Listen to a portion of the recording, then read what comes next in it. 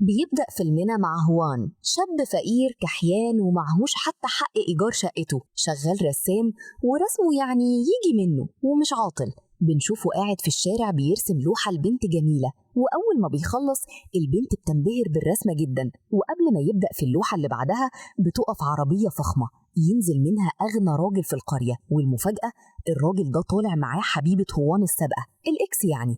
طبعا الأستاذ الغني بيتعمد يهين هوان قدامها ويرمي له قرشين، وبيقول له باستهزاء روح يا ابني أنا قفلت لك إيراد يومك كله، وبيفضل يضحك عليه. وطبعا هوان بيتحرج جدا وبيكون في نص هدومه يلم أشياءه العظيمة ويروح لعربيته اللي طالع عين أبوها. والصراحة ما بقتش عارف مين اللي راكب مين، بياخد بعضه ويرجع قريته، واللي اتضح إنها قرية عبارة عن رسامين ومعارض رسم وبيوت رسامين، زي ما تقول كده يا صديقي اللذيذ موطن مخصص للرسامين. وهو مروح بيطلع له صاحب الشقة يطالبه بالإيجار المتأخر. هوان يزهق ويروح رامي الفلوس في وشه، فيقول له صاحب الشقة ده تمن الشهر اللي فات يا روح أمك، فين بقى تمن الشهر ده؟ يرد عليه هوان بمنتهى البرود هبقى ادفع بعدين. صاحب الشقه يتعصب ويرميه بازازه ميه فاضيه، وطبعا انت متوقع ان هوان هيرد الرميه وياخد حقه. لا يا صديقي اللذيذ، هوان خد الازازه ورماها جنب اخواتها في شنطه العربيه عشان بيجمعهم ويبيعهم كنزات وبلاستيك. اخر الشهر يبص له صاحب الشقه باستحقار ويقول له ده منطق الفقراء. طبعا كل الاحترام والتقدير للناس دي، بس صاحب الشقه ده بياع كلام. بعد كده بيروح هوان لمعرض أحلامه اللي بيتمنى يعرض فيه لوحة من لوحاته في يوم من الأيام. يدخل لصاحب المعرض زي كل يوم ويترجاه يتبنى رسمة من رسمه ويحطها عنده وبيديله قرشين. يستحقره صاحب المعرض ويقول له شوية الفكة دول ما يكفوش إيجار متر في حيطة المعرض، ويقفل الكلام ويسيبه ويطلع الدور التاني. يطير هوان وراه ويفضل يتحايل عليه، فصاحب المعرض يجيب من الآخر ويقول له انت رسمك زبالة. يرد هوان يا باشا انا رسم الطور عندي اتطور عن زمان بكتير، ده حتى حبيبتي تيان معجبة برسمي جدا. وحبيبتها تيان دي يا صديقي اللذيذ ما بتشوفش أصلا، لا والله ما بهزرش، كفيفة عشان حصلت لها مشكلة في عينيها زمان. يرد صاحب المعرض ويموت ضحك انت بتاخد رأي حبيبتك العريجة في رسمك؟ انت اتجننت يا ابني. ويقرب رسمة بطاطس من الجدار ويقول لهوان شوف اللوحة دي، أنا لما بشوفها بجوع من كتر واقعية البطاطساية اللي فيها. هنا هوان يفقد الأمل وما يعرفش يرد يقول إيه تاني. ونروح لتيان حبيبة هوان، البنت مش لاقية شغل غير تدليك، وللأسف المكان هناك بيستغلوا إنها ما بتشوفش وطوب الأرض نازل فيها تحرش. وفجأة يظهر هوان الحبيب الجامد، أول ما يشوف حبيبته بتتحرش بيها يدخل يعلم عليهم ويعمل فيهم نفس اللي عملوه فيها، ويقول لهم بثقة ها بقى حسيتوا باللي البنت الغلبانة دي بتحس بيه؟ وكان متوقع إنهم هيندموا ويكفروا عن ذنوبهم، بس للأسف التلاتة مسكوه عجانوه وعملوا منه شاورما. بعد ما أكل العلقة التمام يروح هو وتيان الشقة عشان تعالج له جروحه. هوان يحور عليها ويقول لها أنا نزلت فيهم ضرب وما رحمتهمش. ترد تيان فعلا أنا سمعت صوتهم وهم بيتوجعوا من كتر الضرب، وهي طبعا مش عارفة إن الصوت اللي كان بيصرخ ويولول ده هو حبيبها البطل. المهم يقول لها هوان إنه جايب لها هدية، ويفتح علبة فيها جزمة شكلها شيك ويلبسها لها، تعجبها جدا ويفضلوا يرقصوا مع بعض شوية. وقبل ما هوان يعمق الموقف ويعمل معاها تنفس صناعي تفز تيان وتسمع صوت حد غريب في الأوضة. تسأله باستغراب مين ده؟ يقول لها هوان بتوتر ده صاحبي اتطرد من شقته النهاردة وجاي بات عندي. ويقول لصاحبه غمض عينك يا عمنا، بس تيان تتقفل وتتضايق إن في حد معاهم وتسيبه وتمشي. بعد شوية يطلع هوان وصاحبه على السطوح عشان ينسوا أحزانهم ويشربوا شوية محرمات، ومن كتر الكبس يروحوا في سابع نومة. وفجأة تظهر فوقهم مركبة فضائية ضخمة. هوان يصحى على الصوت ويتصدم من المنظر، يقعد يفوق في صاحبه بس صاحبه كان نايم في مية البطيخ وما بينطقش. تقف المركبة في المنطقة ويشوف هوان واحدة نازلة منها كأنها طالعة من فيلم كرتون وبتشاور الاتنين معاها، بينزلوا وراها وشكلهم كده كانوا جايين يرسموا في المكان. هوان يمسك الموبايل ويحاول يصورهم بس من غبائه بيكون مشغل الفلاش. الفضائيين يلمحوا النور ويختفوا في ثانية هم ومركبتهم. هوان يلاحظ إن في حاجة وقعت منهم على الأرض، ينزل يشوفها يلاقيها قلم غريب، وبما إنه رسام ياخد القلم ويطلع ينام. تاني يوم يصحى مفزوع لما يفتكر اللي حصل، يلقى صاحبه في وشه وبيقول له إيه يا عم أنت نايم ولا ميت؟ يبدأ هوان يحكي له تفاصيل الرعب اللي شافه امبارح على السطوح، وفجأة يلقى صاحبه بيكمل هو بقية التفاصيل بداله. هوان يتفاجئ، افتكره شاف كل حاجة بس صاحبه يوضح له ويقول له انت طول الليل نازل تهلفط في كلام غريب وانت نايم، وقبل ما تنام كنت راسم ال3 فضائيين دول على الورقة. هنا هوان يفقد الأمل إن صاحبه يصدقه وينزل الشارع يمارس أكل عيشه ويرسم الناس. وهو بيرسم بيتكسر منه القلم واللون، يفضل يدور على لون زيه في الشنطة بس ما بيلاقيش، فبيظهر في وشه القلم اللي وقع من الفضائيين امبارح، وبيقرر يكمل الرسمة بيه وبيجربه على ورقة تانية علشان يتأكد إنه نفس اللون اللي خلص منه. بس بيلاحظ إن الرسمة اللي رسمها اتطبعت في أرض الواقع وتحولت لحقيقة، وده بيخليه يتصدم ويقف مبهول. وعشان يصدق الهبل اللي شافه جرب يرسم تفاحة، وفعلا الرسمة اتحولت لحقيقة تاني. ومن فرحته بالموضوع ده جرب ياكل التفاحة واتصدم إنها طلعت طازة وحقيقية، فبيحط التفاحة في جيبه وبيلم كل حاجة من قدامه، وبيروح لصاحبه يجري وبيعرفه كل اللي حصل معاه، وبيطلع له ما تبقى من جثة التفاحة ويقول له إنه رسم التفاحة دي وتحولت لحقيقة. بس كالعادة صاحبه ما بيصدقوش وبياخد التفاحة وياكلها على جرف، وبيقول له ايه يا عم الجنان اللي انت بتقوله ده، روح شوف لك مستشفى مجانين تعالج فيها احسن. وعشان هوان يثبت له كلامه بيرسم قدامه سبيكة ذهب زي ما طلب منه. بس المفاجأة الرسمة ما بتتحولش بسرعة، فبيبص له صاحبه باستهزاء ويرمي الورقة من الشباك. وفجأة بيسمعوا صوت راجل كبير بيصوت ويتجأر من الورقة اللي نزلت على دماغه، فبيفضل يهزقهم إنهم رموا عليه طوبة. بس الراجل أول ما بيشوف سبيكة الذهب بيحطها في جيبه وبيمشي في السكيتي ولا كأنه حصل حاجة. وساعتها بس بيقتنع صاحب هوان بكلامه ويقول له ما يرسم سبيكة أكبر، وفعلا بيرسمها وبيكونوا مبهورين بيها جدا. وبما إنهم عايشين في أوضة إيجار كئيبة بيقرر هوان يرسم قصر كبير، وفعلا بيرسم القصر. بس القصر بيظهر فجأة في وسط المدينة قدام كل الناس من العدم، وطبعا الناس كلهم بيتصدموا وما بيكونوش مصدقين الصرح اللي ظهر فجأة قدامهم. والشرطة بتيجي بعد شوية وبيتصدموا هم كمان ويقولوا إحنا كنا واقفين هنا من 5 دقايق، مين ابن اللعيبة اللي لحق يبني القصر ده؟ وبيقربوا أفراد الشرطة من القصر وبيحاولوا يفتحوه، وساعتها بيحس هوان وصاحبه بالمصيبة اللي عملوها، وبيحاول هوان يمسح الرسمة لكنه ما بيكونوش عارف بتتمسح ازاي. وفجأة بيكتشف زرار مستخبي في القلم، وده اللي بيمسح أي رسمة هو رسمها ومش عايزها. وفعلا بيدوس على الزرار وبيمسح الرسمة، وفي وقتها بيختفي القصر في لمح البصر. وبرضه الكل بيتصدموا وما بيكونوش عارفين ايه العفريت اللي بيحصل ده بالظبط. وبيرجع هوان وصاحبه على الأوضة وبيقول له صاحبه احنا لازم نرسم فلوس، أقل حاجة 200 مليون وون. وبيجرب صاحبه انه يرسم وبيرسم الرقم اللي هو عايزه، بس الرقم ما بيتحولش لفلوس وبيفضل مكتوب زي ما هو. فبياخد هوان منه القلم وبيفنن هو في رسم ورق الفلوس، وفي لحظة الأوضة بتاعتهم بتتغرق بالفلوس لدرجة إنها بتغطي عليهم للرقبة. وبعد شوية بيجي صاحب العمارة وبيهزق الرسامين على شوية الخردة والكركبة اللي سايبينها قدام العمارة، فبتطلع واحدة منهم ترد عليه، بس الراجل بيقول لها اسكتي انتي يلي داخلة بواحد وخارجة بواحد، وينده على هوان هو كمان علشان يهزقه ويطلع فيه القديم والجديد. لكن هوان بيظهر قدامهم فجأة هو وصاحبه وهم لابسين طقم شبه البلياتشو، وبيكونوا معتقدين إن ده أحدث صيحة للناس الأغنياء، وبيتباهوا بنفسهم قدام المنطقة كلها. وبيطلع هوان فلوس كتير جدا ويقول للرسامين الفلوس دي حق إيجار 100 سنة قدام. فبيتخض صاحب البيت من منظر الفلوس وما بيكونش عارف هوان جاب كل الملايين دي منين. بس هوان ما بيسكتش على كده وبس، ده سكان المنطقة بيشوفوه وهو نازل ومعاه 3 عربيات فخمين وبنات جايبهم علشان يسلوه ويحكوا له نكت وكلام فاضي. وبيروح بعدها على شركة عقارات كبيرة علشان يشتري القصر اللي كان نفسه فيه، فبيلاقي هناك الإكس بتاعته مع حبيبها الغني اللي مش راضي يجيب لها فيلا ب15 مليون بس. فبيقرب هوان منهم وبيطلب من السكرتيرة قصرين في مكان مميز في البلد، وبيطلع فلوس القصرين كاش وبيدفع تمنهم قدام الأكس اللي كانت هيغمى عليها، وبتموت من الندم أول ما بتشوف العز والنعيم اللي هوان بقى فيه. وبالليل بقى بيعمل هوان مفاجأة لحبيبته تيان وبياخدها على القصر الجديد اللي اشتراه لها، وبيسألها ويقول لها توقعي ايه اللي قدامك دلوقتي؟ فبتقول له تيان القصر اللي ب40 مليون، المنطقة كلها بتتكلم عنك وعن العز اللي بتشتريه. فبيتضايق هوان إن المفاجأة باظت، لكنه بيكمل عادي وبيحتفل بيها بممر كله معازيم وناس بيباركولها على القصر بتاعها. وبما إنها ما بتشوفش بيكون هوان جايب لها بنت شغالة توصف لها الحاجات اللي قدامها وسعر النجف وقد إيه القصر جامد جمودة. وبيقف هوان قدامها وبيشكرها على وقوفها معاه في أسوأ أيامه، وبينزل على ركبه وبيطلب منها الجواز. بس فجأة بيدخل صاحبه عليه بالبلوجر اللي بتعمل لايفات وبتقول فيها كبسة كبسة اللي كان صاحبه معجب بيها. بس في اللحظة دي بترفض تيان إنها تتجوز هوان وبتسيبه وتمشي. فبيتصدم هوان جدا وبيروح وراها وبيحاول يعرف سبب رفضها.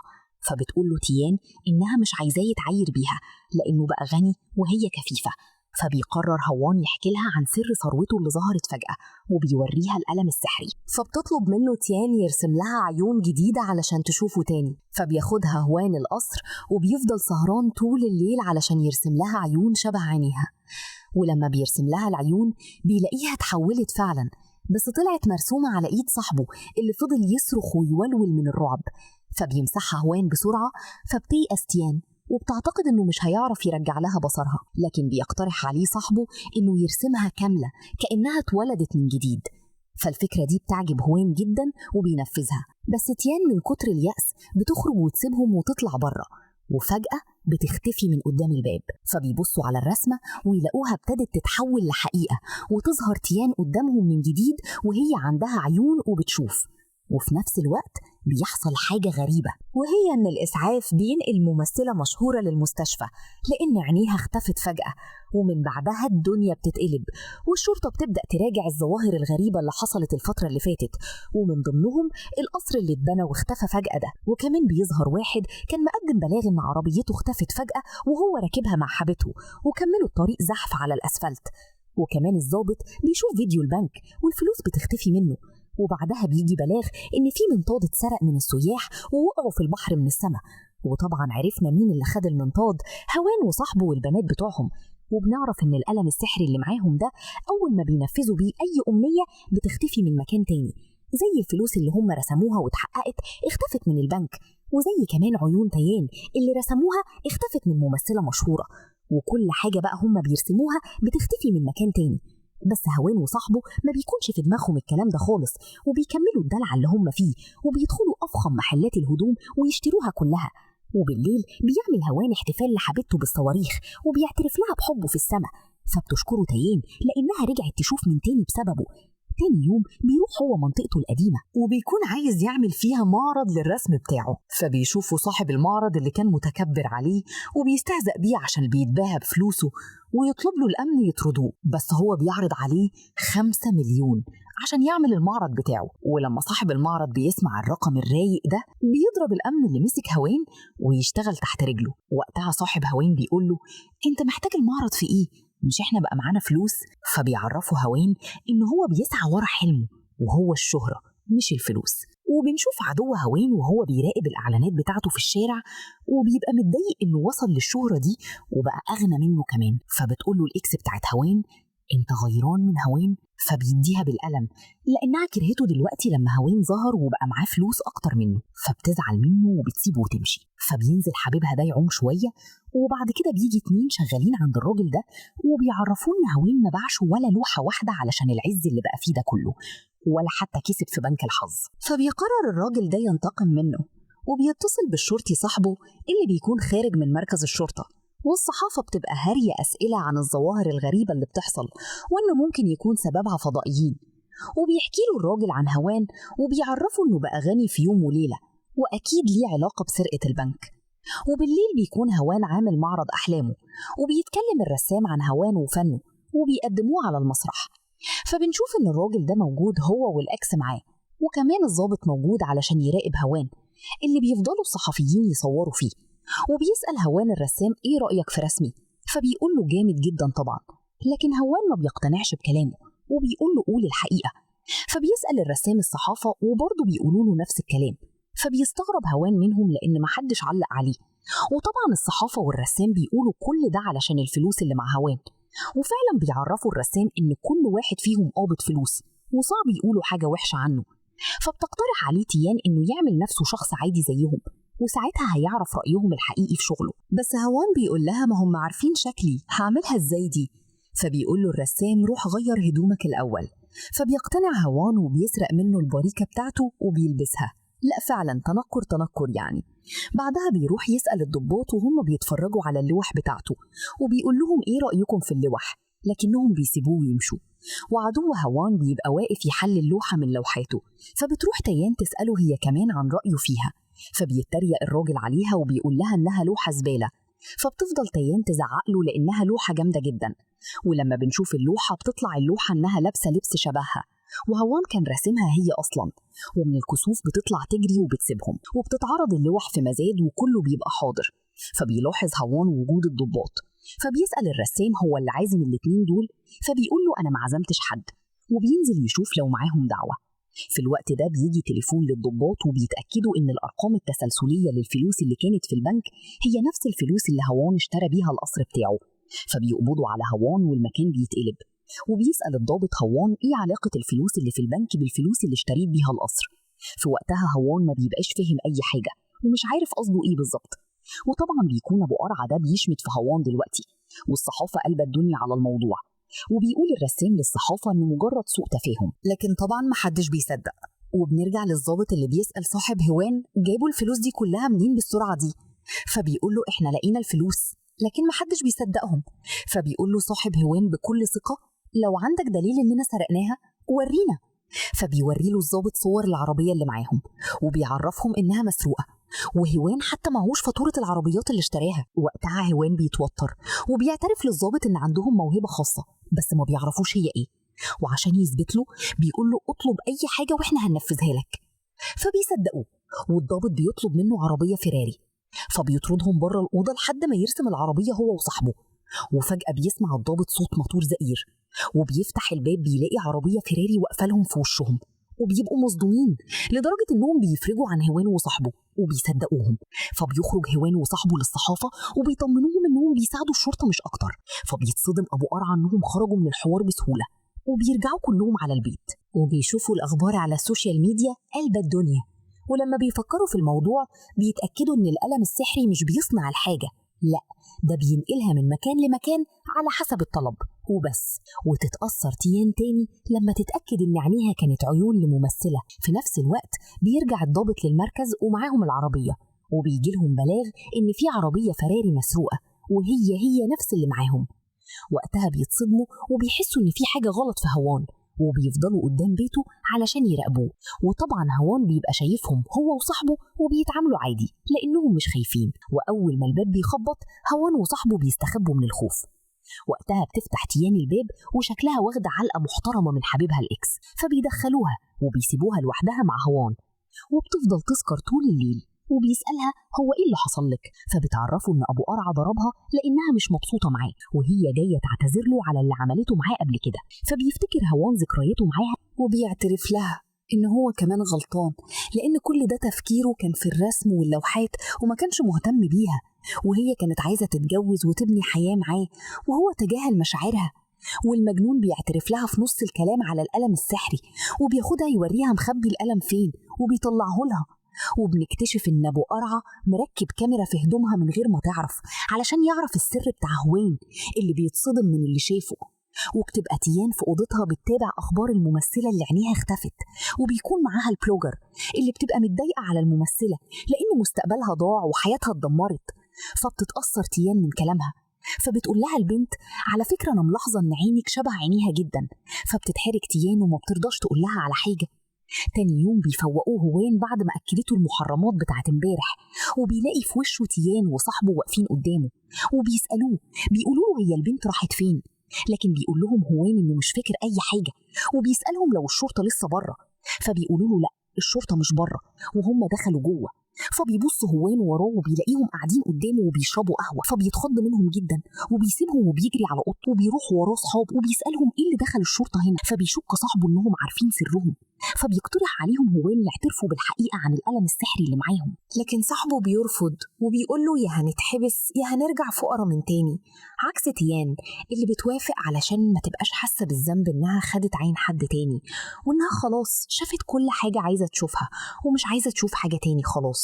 فبيعملوا تصويت على اللي موافق إن هوان يمسح كل رسمة علشان يرجع كل حاجة لمكانها الأصلي. فبيرفض صاحبه، لكن تيان بتوافق، وكمان بتظهر حبيبة صاحبه وبتبقى هي كمان موافقة على قرارهم بعد ما سمعت كل حاجة. لكن صاحبه بيقول لها يعني انتي هتسيبي كل العز ده علشان سواد عيوني؟ فبتقول له أيوة، ويفضلوا يلزقوا في بعض وحاجة كده آخر قرف، لدرجة إن هوان بيجيب اللي في بطنه من تلزيقهم. وأخيرا بيوافقوا كلهم على القرار، وبيروح هوان للخزنة اللي فيها القلم وبيجيبها للضباط، وبيخلي الضباط يوعدوه إنهم مش هيأذوهم. فبيوعدوه فعلا الضباط إنهم مش هيتأذوا، وبيفتح هوان الخزنة قدامهم. والآن مع المفاجأة الكبرى، القلم اتسرق، وبنرجع فلاش باك حبتين وهو هوان والأكس من فرط اللذة ناموا، وبنشوف أبو قرع وهو داخل القصر وفتح الخزنة وسرق القلم، وبياخد كمان الأكس بتاعت هوان وبيخرج بيها قدام الضباط على أساس إنها كانت شاربة وهربت منه. وبنشوف أبو قرع وهو ورجالته واخدين البنت في هليكوبتر، وبيطلع القلم وبيقرر يرسم لنفسه أكبر معرض رسم في العالم. وفجأة المعرض بيظهر على أرض الواقع، وبيكون حاجة كده جامدة جمودة، وبيتمشى فيه وبيقول لرجالته إنه هيخلي المركز العالمي للرسم يعرض هنا. فبيقنعوه رجالته يرسم فلوس كمان وعربيات فخمة وقصر كبير أكبر من قصر هوان. فبيقول لهم انتوا ما تتخيلوش بيت أحلامي هيبقى عامل إزاي. ومرة واحدة بيرسم لهم بيت أحلامه اللي بيكون عبارة عن إمبراطورية كاملة، وبيطلع معلم كبير وبيعرف رجالته إنه هيكون الإمبراطور في المملكة دي، وهم هيكونوا الخدم بتوعه. ولما بيعترضوا إنهم هيكونوا الخدم بيقول لهم أنا هديكم طن ذهب كامل كل شهر. فبيفرحوا جدا وبيوافقوا على طول يشتغلوا خدم. وبنيجي بقى للبنت المتبهدلة طول الفيلم دي، وبيبقى رابطها في باب الإمبراطورية، وبيطلب من رجالته ينقلوها القصر البارد، وشكلهم كده هيحطوها في التلاجة. لا، وكمان بيرسم ملكة جمال كوريا علشان تكون حبيبته. وطبعا ملكة الجمال دي بتختفي وهي على المسرح، وبتظهر قدامه مرة واحدة لكنها بترفض تكون حبيبته. فبيمسكوها وبيفضلوا يضربوا فيها علشان توافق. وفي الوقت ده بتوصل الشرطة ومعاهم هوان والشلة بتاعته بعد ما عرفوهم السر. فبيحاول أبو قرع يهرب وبيقول لهم هغير مكان الرسم بتاعي، لكن بيتدخل هوان وقتها وبيعرفوا إن الرسم اللي بيرسمه مش بيتصنع، ده بيتسرق من مكان تاني، وده يعتبر سرقة لأملاك غيره. لكن أبو قرع ما بيهتمش بكل الكلام ده، وبيقول لهم إيه يعني، كلها عايشة على قفا غيرها، أنا أسرقك وإنت تسرقني، دي قواعد العالم. وبيحاول يرسم ملايين، لكن الضباط بيهددوه لو عمل كده هيتقبض عليه. وقتها أبو قرع بيستشير رجالته يعمل إيه، ويا زين ما اختاروا الصراحة. بيقولوا له خلينا نطلع القمر بدل ما ياخدوا ثروتنا، لكن مشكلتهم الوحيدة إن مفيش أكسجين هناك. فبيقول لهم خلاص أنا هوديكم أي كوكب تاني، وبيبتدي يرسم الكوكب. ولما بتحاول الشرطة تدخل ويمسكوهم بيهددوهم رجالته إنهم هيقتلوا ملكة الجمال دي لو قربوا لهم. وفعلا بيرسم أبو قرع الكوكب، لكن بنكتشف إنه رسم مركبة الفضائيين وغير مسار رحلتهم ونزلوا مركبتهم على الإمبراطورية.